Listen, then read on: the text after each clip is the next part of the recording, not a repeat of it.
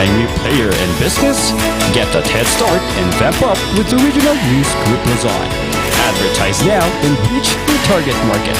Achieve success and call us at 074-637-3947 or through our mobile number at 0960-289-2454. Send us a message at rnjozon@gmail.com. Seize the opportunity with the Regional News Group Luzon.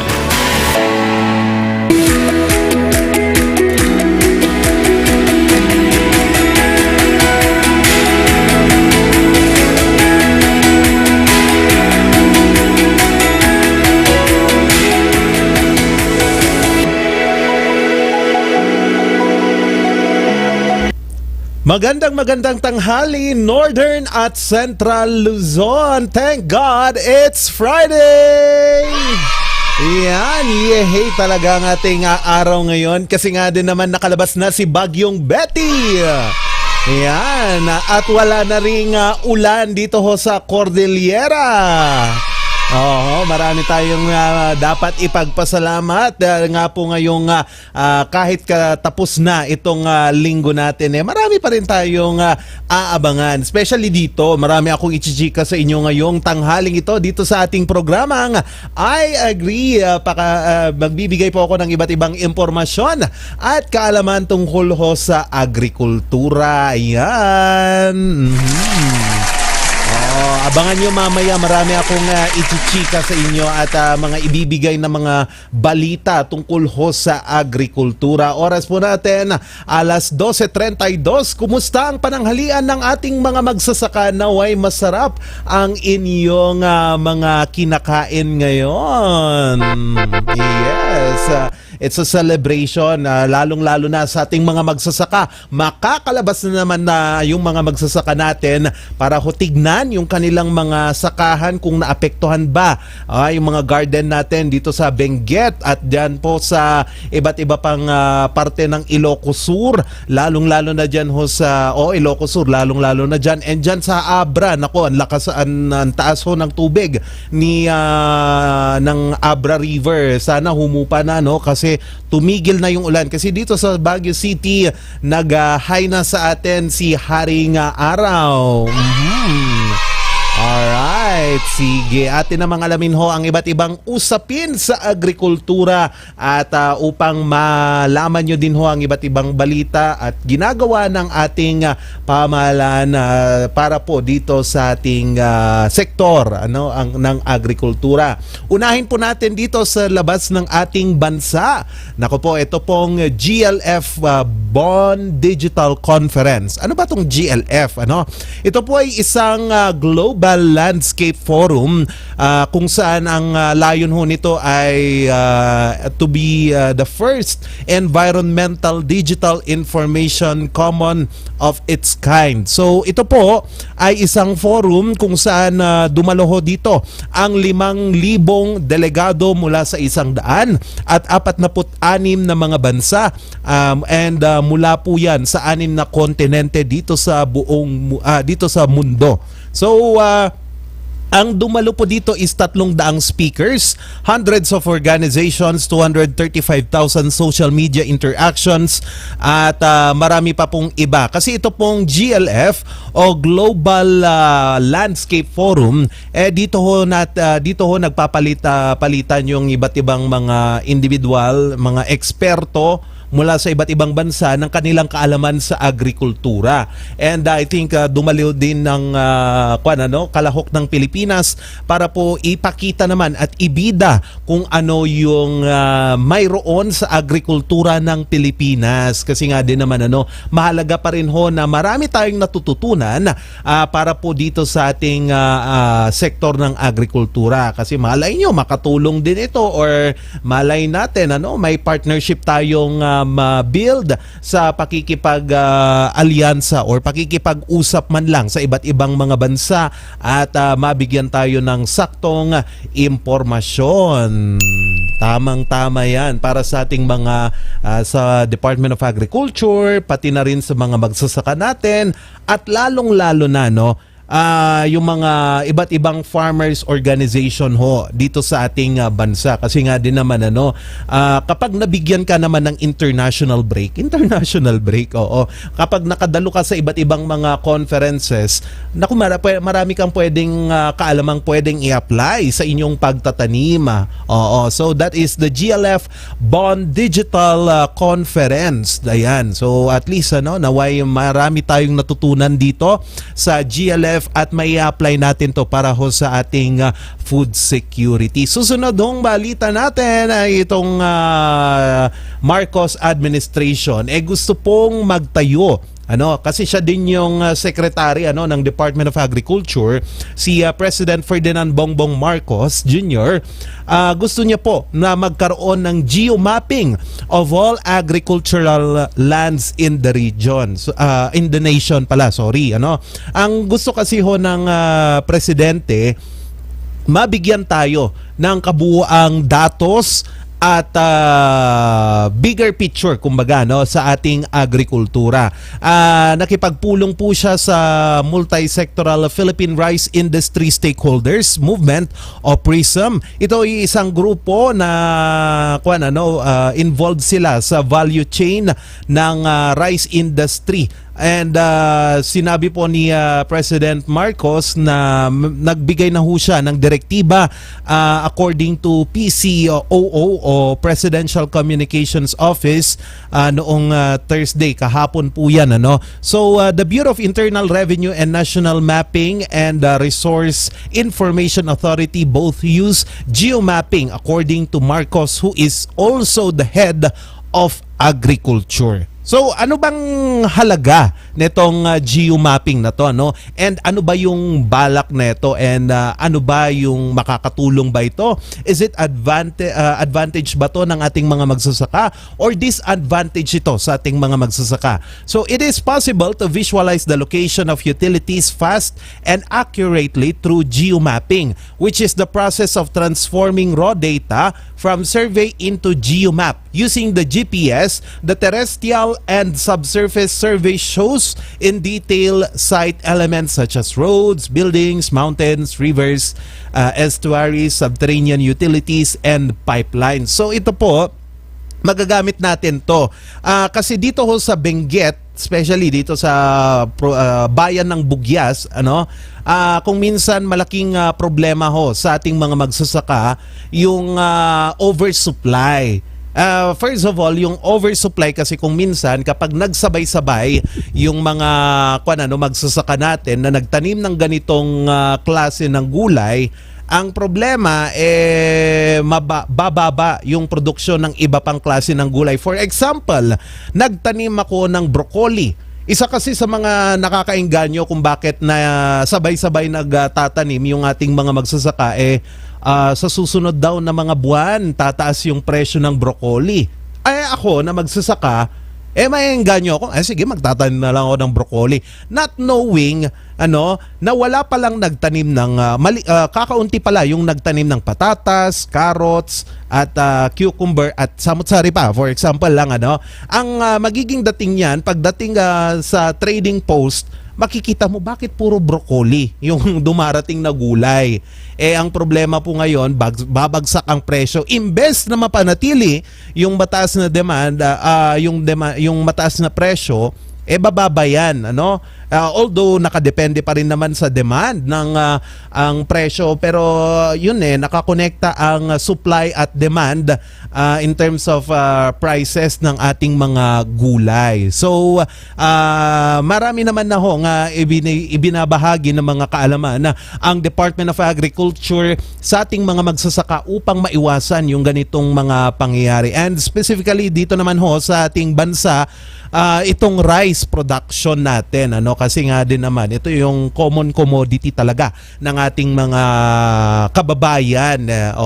Kasi nga din naman meron yung iba na nagtatanim ng, for example dito sa Cordillera, we have itong heirloom rice, which is native lang ho dito sa Cordillera. Wala ka nang mahanap na ibang heirloom rice except dito sa Cordillera, Marami tayong variety ng heirloom rice na ibinibida sa iba't ibang mga trade fair at iba't iba pang mga expo, ano. So with this geomapping, mapapag-aralan nating maigi kung ano yung mga sektor or ano yung mga babantayan natin, kung pwede bang palakihin pa natin yung produksyon ng bigas kasi makikita mo naman sa mapa, mabivisualize mo talaga. And it will help also in making decisions para po sa iba't ibang ahensya ng gobyerno kung ano ang gagawin nilang action, 'di ba? Tama.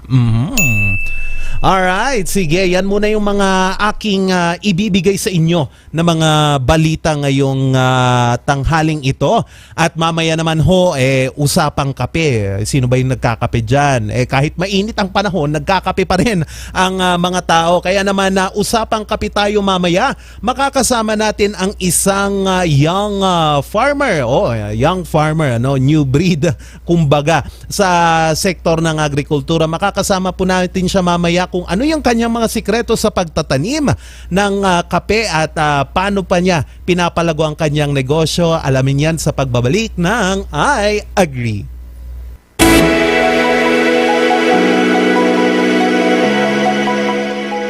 Angry player in business? Get that head start and vamp up with the Regional News Group Luzon. Advertise now and reach your target market. Achieve success and call us at 074-637-3947 or through our mobile number at 0960-289-2454. Send us a message at rngluzon@gmail.com. Seize the opportunity with the Regional News Group Luzon. Kasama mo sa iyong pag-asenso ang King's Vita Plus Animal Feed Supplement. Andito na ang pampabilis sa paglaki at pampabigat ng inyong alagang baboy. Ang King's Vita Plus Animal Feed Supplement, bago, kumpleto at puno ng mga sangkap. Tested and proven, sigurado at epektibo. Mabibili sa mga Agrivet stores. King's Vita Plus Animal Feed Supplement.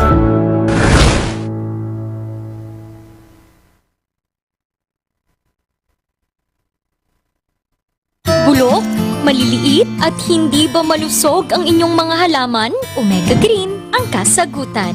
Ihalo lang ang 2 kutsara nito sa isang maliit na container at kaunting tubig. Pagkatapos ay ihalo sa knapsack sprayer at pwede na itong ispray sa mga pananim. Meron itong nitrogen, phosphorus, magnesium, copper at zinc na tumutulong sa pagpapaganda at pagpapabilis ng tubo, pagpapanatili ng nutrisyon, mas malagong mga dahon at panlaban sa mga sakit ng mga halaman. Hindi rin ito nakasasama sa kapaligiran. Pwede rin ito sa kahit anong klase ng halaman, mapa-highland crops o lowland crops. Omega Green by Encam Agri-Marketing, the ultimate friend of farmers. Kasama mo sa iyong pag-asenso ang King's Vita Plus Animal Feed Supplement. Andito na ang pampabilis sa paglaki at pampabigat ng inyong alagang baboy. Ang King's Vita Plus Animal Feed Supplement, bago, kumpleto at puno ng mga sangkap. Tested and proven, sigurado at epektibo. Mabibili sa mga Agrivet stores. King's Vita Plus Animal Feed Supplement.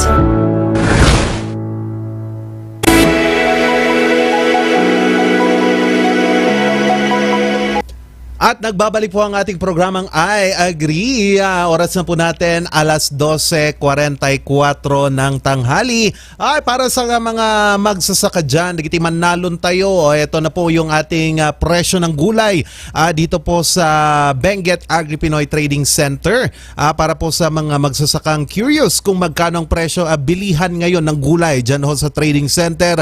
Ang cabbage rare ball, first class 18 to 20 pesos, second class 15 to 17 pesos, ang third class 10 pesos, ang cabbage wonder ball 18 to 24 pesos ang first class, second class 15 to 20 pesos, habang ang big is 12 to 14 pesos, ang third class or gayat is 10 pesos, ang Chinese cabbage wombok ang medium size po niyan is 16 to 18 pesos, ang big 14 to 16 pesos, ang half moon 10 to 15 pesos, habang ang potato granula jumbo 80 pesos, pesos, Super XL 75 to 80 pesos, ang XL 70 to 76 pesos, ang 3X 50 to 53 pesos, Extra 38 to 40 pesos, Potato Granola Marble 26 to 27 pesos, ang Potato LBR Jumbo 76 pesos, SXL 70 to 75 pesos, XL 70 pesos, ang Carrots Big 25 to 32 pesos,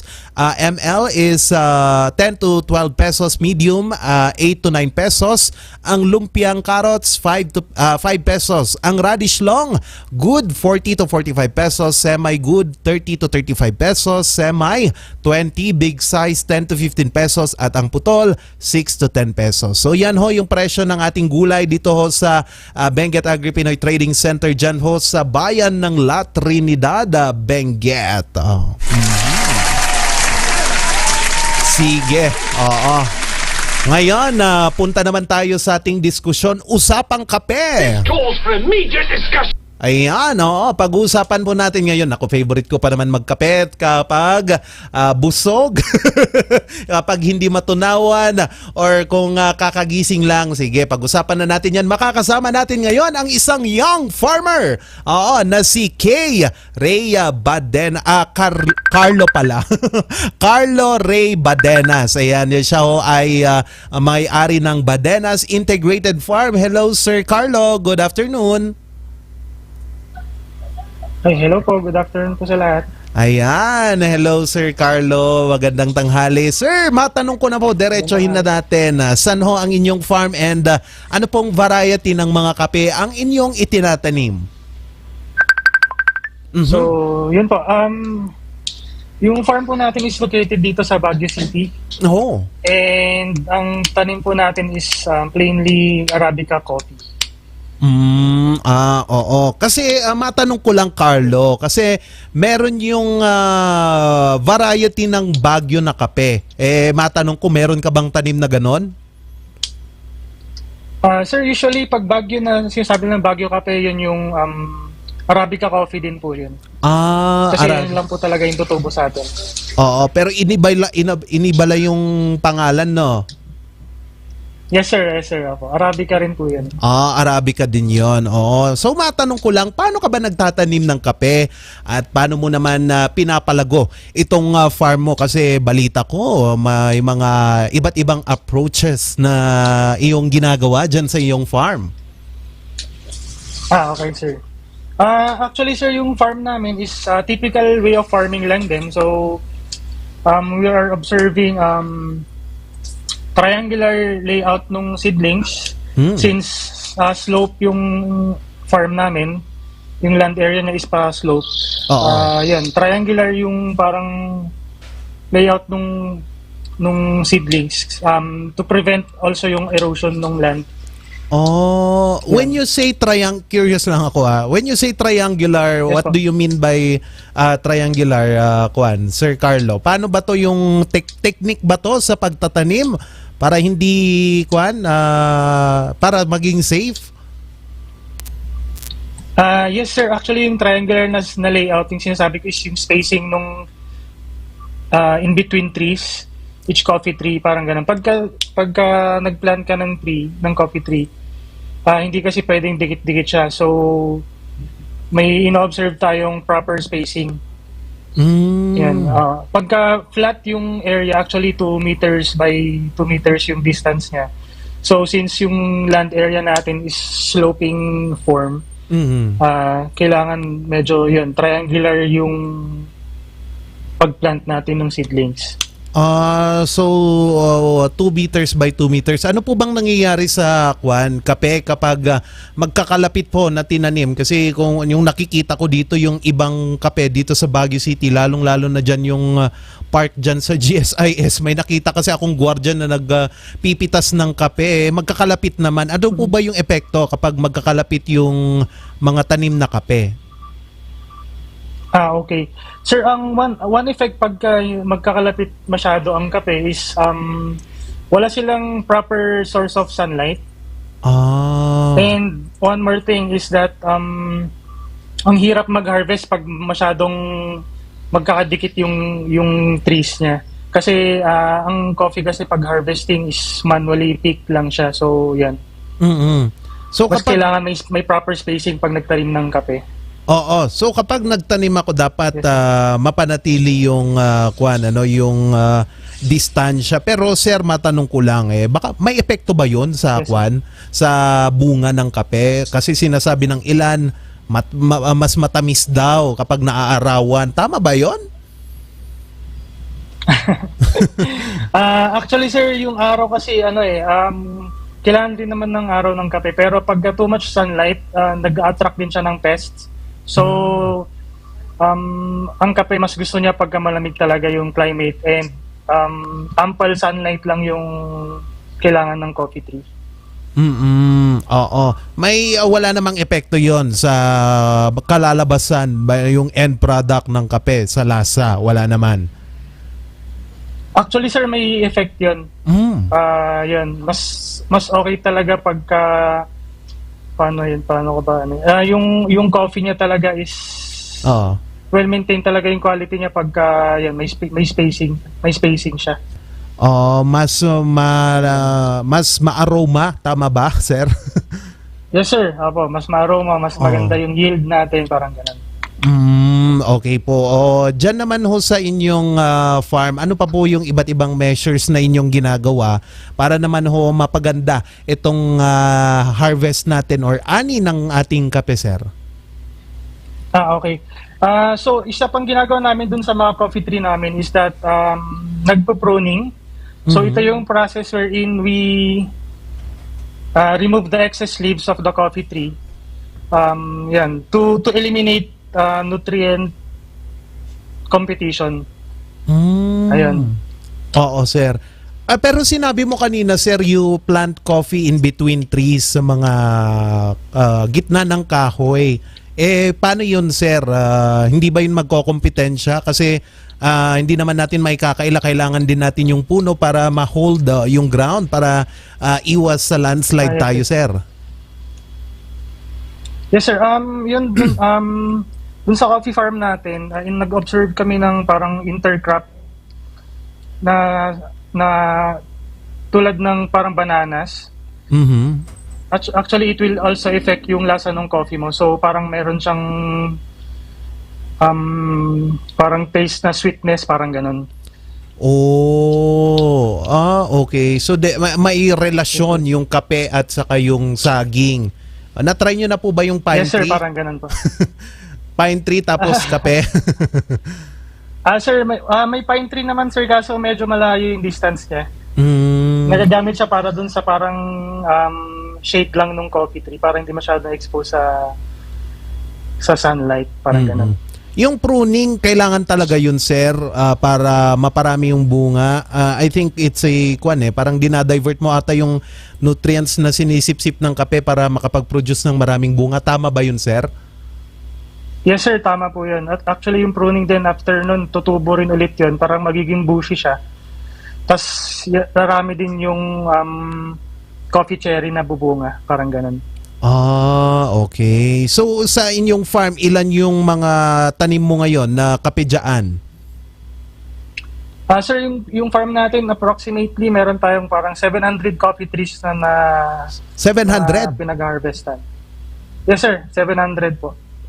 Napakadami naman. So, ilang tonelada yan, sir? Kapag, kailan ba harvesting season ng kape, sir? Sir, this year po, baka this coming October until December or January yung harvesting season natin.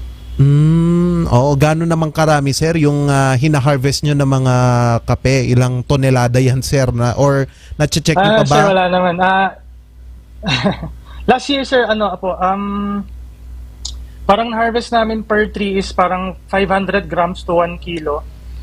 So, on an average, parang nasa 500 kilos of coffee cherries yung harvest namin during yung harvest season. Napakaganda naman yan, sir. And I think mas sustainable pa yan, sir, kapag ikaw mismo yung nagbebenta ng iyong harvest na kape. Saan na nga ba napapadpad itong mga tanim mong Arabica, sir? Sir, actually, may mga customers rin naman po tayo outside Baguio. Kasi malaking tulong yung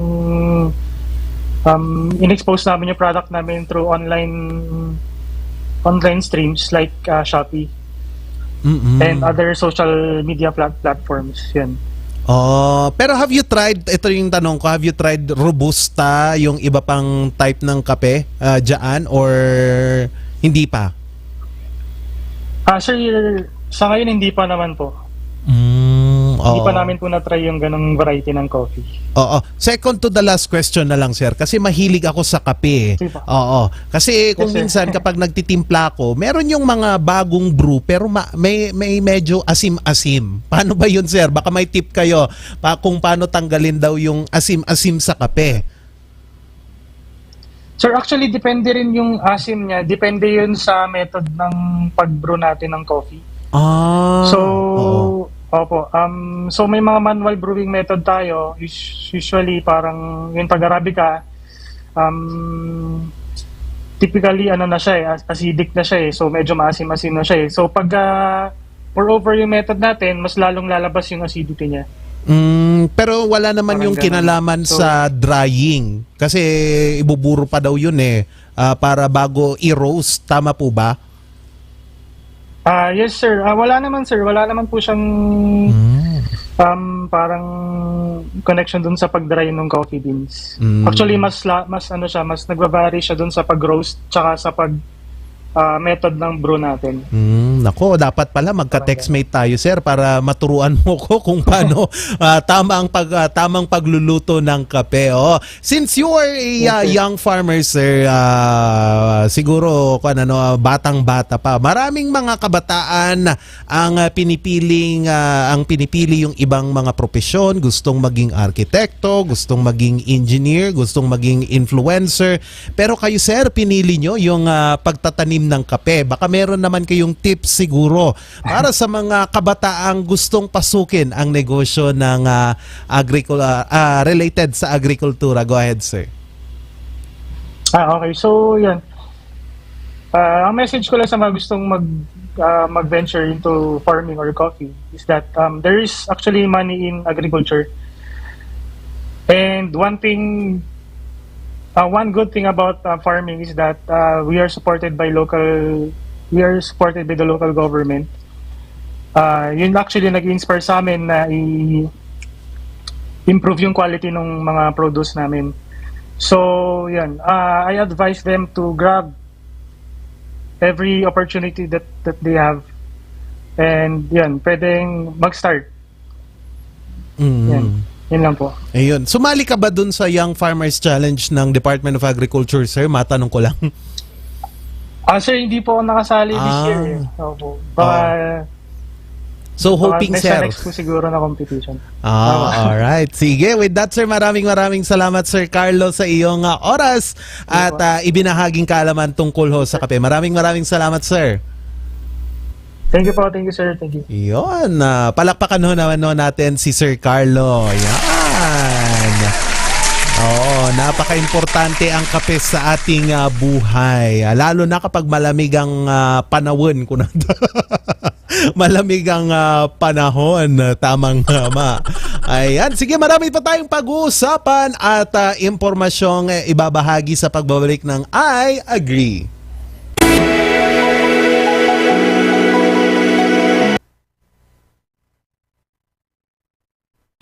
A new player in business? Get that head start and vamp up with the Regional News Group Luzon. Advertise now and reach your target market. Achieve success and call us at 074-637-3947 or through our mobile number at 0960-289-2454. Send us a message at rngluzon@gmail.com. Seize the opportunity with the Regional News Group Luzon. Bulok, maliliit at hindi ba malusog ang inyong mga halaman? Omega Green ang kasagutan. Ihalo lang ang 2 kutsara nito sa isang maliit na container at kaunting tubig. Pagkatapos ay ihalo sa knapsack sprayer at pwede na itong ispray sa mga pananim. Meron itong nitrogen, phosphorus, magnesium, copper at zinc na tumutulong sa pagpapaganda at pagpapabilis ng tubo pagpapanatili ng nutrisyon, mas malagong mga dahon at panlaban sa mga sakit ng mga halaman. Hindi rin ito nakasasama sa kapaligiran. Pwede rin ito sa kahit anong klase ng halaman, mapa-highland crops o lowland crops. Omega Green by Encam Agri-Marketing, the ultimate friend of farmers. Kasama mo sa iyong pag-asenso ang King's Vita Plus Animal Feed Supplement. Andito na ang pampabilis sa paglaki at pampabigat ng inyong alagang baboy. Ang King's Vita Plus Animal Feed Supplement bago, kumpleto at puno ng mga sangkap. Tested and proven, sigurado at epektibo. Mabibili sa mga Agrivet stores. King's Vita Plus Animal Feed Supplement.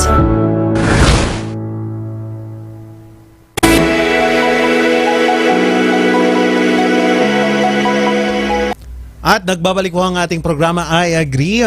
Nakakasama nyo pa rin Charles Limon.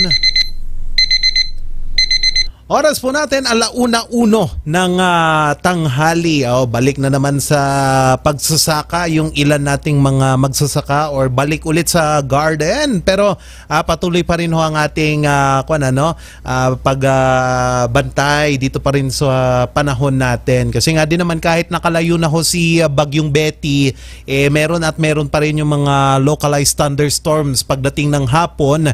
Mag-ingat ho kayo, no? Lalo na yung mga magsasaka natin. Bantayan nating maigi yung ating mga halaman dyan. Alright, sige. Para ho sa iba't ibang impormasyon natin namang alamin itong isang segment natin na Agri ka ba? Yan, Agri ka ba? May mga impormasyon akong ibabahagi sa inyo. Alam nyo ho ba na 11,000 years ago, nako, yung lolo ko, naalala ko dito.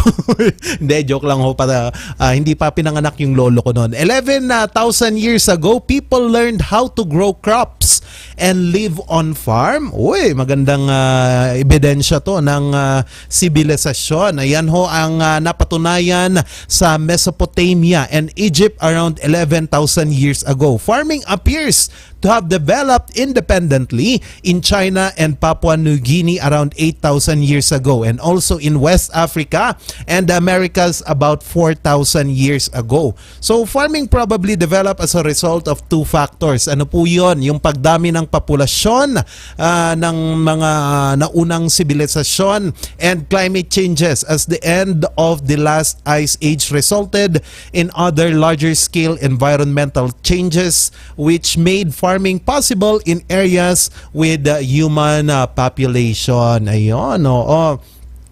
Kasi nga din naman dito sa Mesopotamia, you will find the Fertile Crescent. Yan, mga napag-aralan natin nung first year tayo sa Araling Panlipunan, ang pinagmulan ng mga sibilisasyon ng mga iba't ibang tao dito sa mundo, no? So yan nga po, no, patunay na mas matanda itong agrikultura kaysa sa iba't ibang sektor, ano? And also napakalaking paraan din ito para po maging sustainable ang pamumuhay ng mga tao noon. Kasi dati-rate, nomadic yung kanilang pamumuhay, or meaning to say, nangangaso sila. Palipat-lipat sila ng lugar kung saan yung makikita nilang maraming pwedeng i-hunt na hayop or mga fruit-bearing trees, dun sila.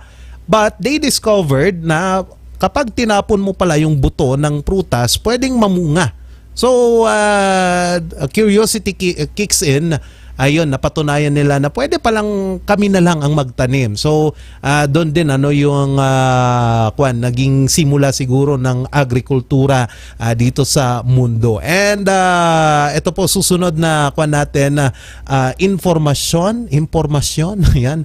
Average farmer in the early 1900s only produced enough food for a family of 5. Yes, tama po yan, ano. Kasi nga din naman, kapag isa kang may pamilya ka, ano, you will grow your own food. Ikaw yung mismong magtatanim ng iyong mga makakain during 1900s or 1800s, but 1880s, 1800s, tama, 19th century yung tinutukoy so yun, ano,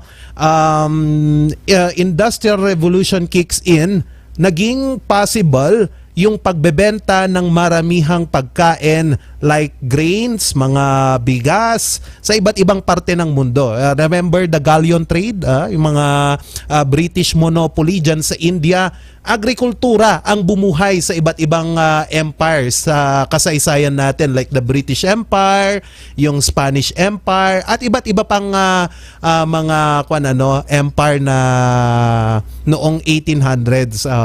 So malaki yung utang ng iba't ibang bansa sa agrikultura, and pati na rin yung globalization, kasi pag merong globalization, mas malaki yung market. I can export my products sa iba't ibang bansa at mapapalawak ko pa yung negosyo ko. Kaya yun, pero dati-rate, inya lang tiin mulam, iso lang ti kanam kunadagarod, 'di ba? Oo, yan. So yan lang ho yung iba't ibang facts na aking ibinahagi dito sa ating segment na Agri Kabayan, at nakasama nyo naman ho sa 30 minutos na daldalan dito ho sa ating programang iyong nakasama Charles Nicolimon. It's a happy Friday, happy weekend. Mag-ingat po kayo, and panatilihin no nating ligtas yung ating mga ari-arian mula sa mga pagulan kahit wala naman ng pagulan, Maging safe pa rin. Bakit ba? Pwede pa rin po yan, Magkita-kits tayo ulit sa susunod na linggo. Nakasama nyo Charles Limon dito sa ating programang I Agree. Bye! Happy weekend! Bye-bye!